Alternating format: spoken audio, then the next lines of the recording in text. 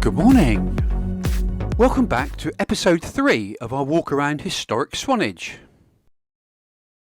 It's a lovely sunny November day and we've travelled about a mile out of the main town of Swanage now and come up to the cliff top to Durlston Country Park.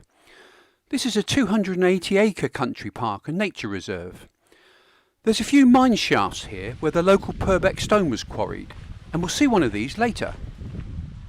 We're coming up to Durlston Castle, which is a folly really, built by a local businessman, Burt, who owned this land in the 1880s.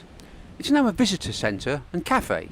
An interesting historical note is that the castle played a part in the evolution of radio and telecommunications. A team of Marconi's engineers used the roof of the castle in the 1890s for some of their early wireless experiments to transmit to the Isle of Wight, which we'll see a bit later on. We'll see the Isle of Wight, that is, not the experiments. If you saw the first episode of these historic Swanage walks, you might remember that I talked about the Bollards from London that came to Swanage. Well, here's some more of them coming up.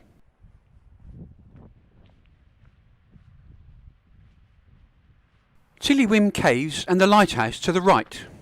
We're going left first of all. This stone chart shows the south coast of England where we're standing. If we look out to sea, the next land over the horizon is the northern coast of France, about 75 miles away. We'll walk on down this path to see something that you don't see every day on a coastal path.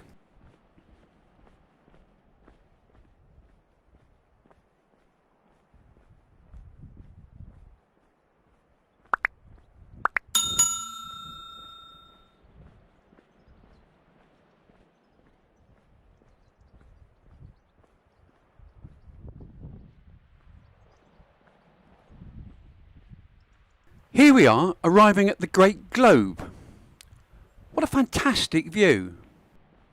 You can see more of London's transplanted bollards surrounding the globe. Burt, who had Durlston Castle built, you'll remember, also commissioned this globe. It was constructed in Greenwich in 1887 and brought to Swanage by sea. The globe measures 10 feet in diameter and weighs 40 tons. It's made of Portland stone and consists of 15 segments, with 4 stones for each of the lower 3 courses and 3 in the topmost course. The segments are connected by granite dowels. You can see the surface of the globe is carved in detail and lettered to show the continents, oceans and the main countries. At the base is a tablet recording distances between stars and planets. At the back and sides there's a series of panels with quotations from the Bible, Shakespeare, Tennyson, Virgil and others. It was erected by a local builder, William Hardy, in 1887 on a platform cut into the solid rock of the hill.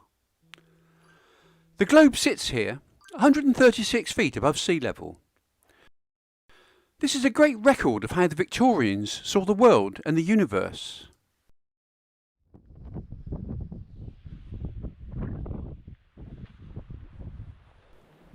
We'll take a walk now down this path to the wall in front of us.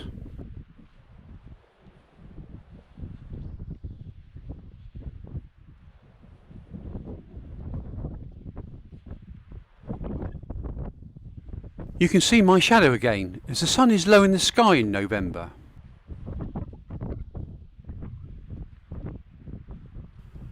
In the middle there is Peveril Point and Swanage Bay that we saw in the previous video. Beyond that is Bollards Down with Old Harry Rocks jutting out to the sea. And beyond that we can see the apartment blocks and offices of Bournemouth. A great view that, I think. And if we zoom in, we can see the Isle of Wight that I mentioned previously, when Marconi was conducting early experiments with wireless. Some of the first ever wireless signals were generated in Durlston Castle behind us and received on the Isle of Wight over there. Imagine how those engineers must have felt when their experiment worked for the first time. They might even have cracked open a bottle of champagne over the Great Globe, which would have been shiny and new then. History comes to life in front of us.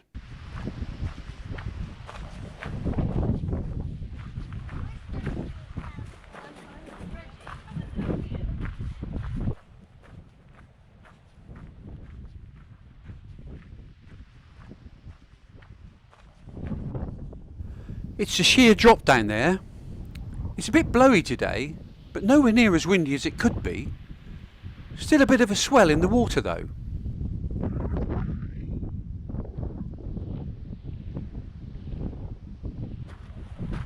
The path that we're on is part of the South West Coastal Path.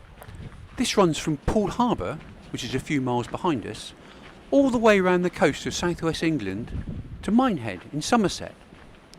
630 miles, but don't worry, we're not doing it all today. Dolphins and porpoises can sometimes be seen in these waters. The best time of year is spring and autumn. The hut coming up is the Dolphin Watch hut, where you can sit and gaze out to sea. Morning.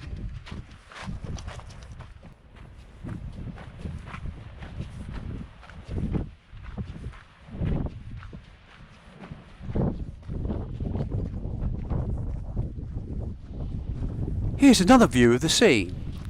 Think of all the energy stored up in that water. I'm sure in years to come we'll find efficient ways to use that energy to generate some of the power that we need to live our lives.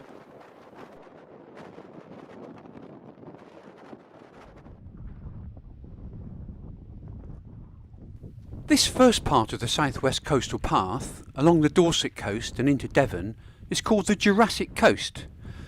This is a World Heritage Site, the first wholly natural World Heritage Site to be designated in the UK. The Jurassic Coast is important because the rock strata found here is incredibly varied and covers 185 million years of geological history. This is why, if you come to Swanage, you're very likely to bump into a group of students who are here on a geology field trip as part of their studies. The many sedimentary layers are rich with fossils.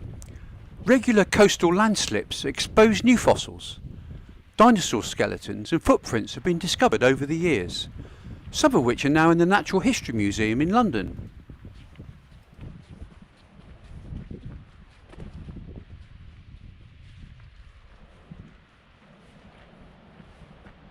Here's the view back up the path that we've just walked. The Great Globe is behind that headland.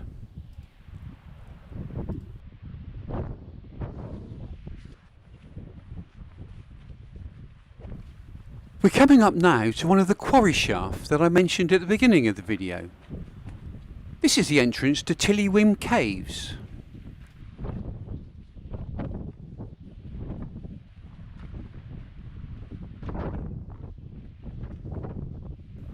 As you can see, it's now closed because it's unsafe.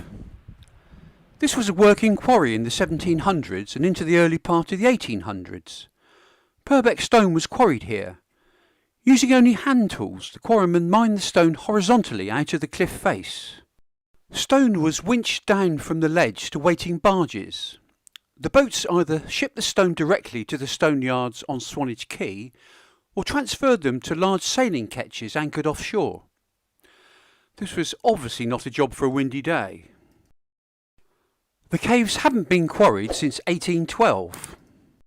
In 1887, the same year that the globe was installed, Whim Caves opened as a tourist attraction. Durlston was an early theme park. This shaft was completed to give visitors access to the caves. This runs down to the large ledge, which would have been the original entrance to the caves where the Purbeck stone was quarried. This was still open when I was young, and we could walk down this shaft into Whim Caves and come out on the ledge below.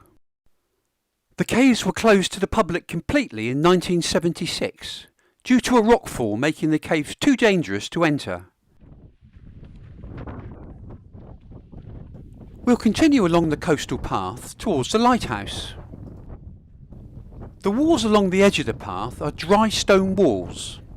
Because the ground under our feet is basically stone, there's no shortage of Purbeck stones. Dry stone walls are the traditional way to divide up land round here into fields. You don't see so many hedges or fences.